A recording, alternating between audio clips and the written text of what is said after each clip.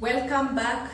Thank you for always coming back to my channel. Kindly subscribe and watch. If you are new here, welcome and kindly subscribe. So today we are going to continue with different purchasing situation. This is the last video that I'm doing on different purchasing situation, and we are going to deal with purchase of shares and buying of commercial property.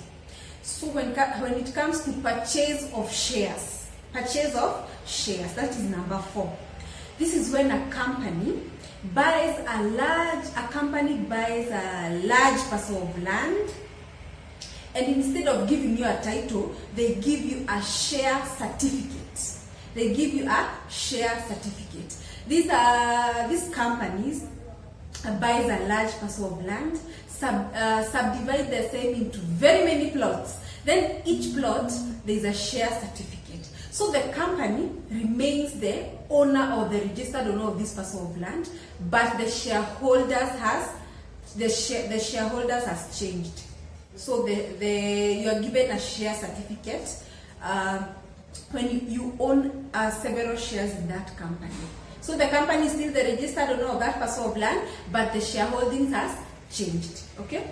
So, as I always say, make sure you have conducted your due diligence. If you are buying through a company and you know you are going to be given a share certificate, conduct your due diligence. Number 1, make sure you have a copy of the mother title and conduct a search. Ensure that that company is the owner of that parcel of land. Number 2, ensure that there is no encumbrance, there is no charge, there is no caveat or a restriction or a caution, etc. Ensure that there is no encumbrance. Number 3, make sure that you enter into an agreement, a share purchase agreement. This is an agreement for the purchase of shares. The other thing is investigate the affairs of the companies. Do your due diligence. Is this company involved in scandals? Are there many cases of double allocation? Are there many people who are complaining about this company? Do your due diligence. Investigate the affairs of the company. The other thing, you can employ an accountant to investigate on the financial standing of that company, or to look into the financial standing of that company. The other thing is that you can also conduct a search at the company registry, or these days it is through online. You can to see who are the directors of that company.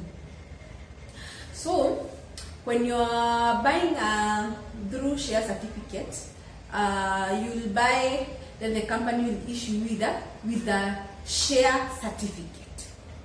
And the company, in most cases, the company will tell you that they will give you title deeds when all those plots have acquired owners, or all those plots have been bought. So when all those plots have been bought, that's when you are going to be given your title deed. That's what they do. That's what most companies do. So for the meantime, you have a share certificate, and when they sell all the plots, now they can give you a title deed. So that is buying shares. And what are the drawbacks, or what are the drawbacks that can happen? Number 1, when you're buying through this, or when you're buying shares, number 1, there is a lot of double allocation. There are so many cases of double allocation. You find that your plot has several people, or has 2 or 3 people, and you are one of them. Also, the double allocation is one of the worst things that always happen to these plots that have share certificates. You find that you're not the only owner of that parcel of land. Then number 2, there's court cases. You'll find that you'll be involved in court cases. Of course, if they are double allocation, you have to go to court to claim your ownership. So there will be court cases due to this double allocation. That is the purchase through shares. Number 2, number 5. This is number 5. Number 5 is buying a commercial property. So when you are buying a commercial property that is already coming up, make sure that all the plans have been approved, there is change of user, and there is member approval.